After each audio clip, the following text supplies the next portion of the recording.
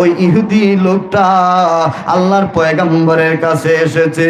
আল্লাহর পয়গম্বরের কাছে এসে আল্লাহর পয়গম্বরের গলার মধ্যে, এমনি কলারের মধ্যে জোর করে চাপ দিয়ে ধরেছে।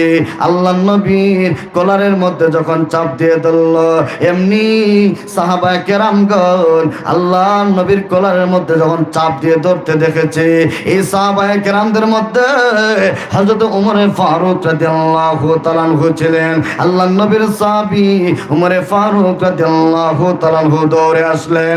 এসে এই ইহুদির গলার মধ্যে তিনি চেপে মারে ধরলেন।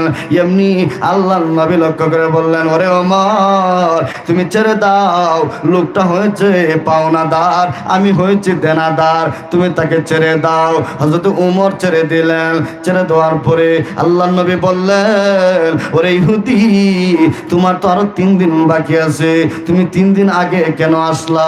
আচ্ছা ঠিক আছে, যাও, আমি তোমাকে মাফ করে দিলাম। আল্লাহর নবী মাফ করে দিলেন।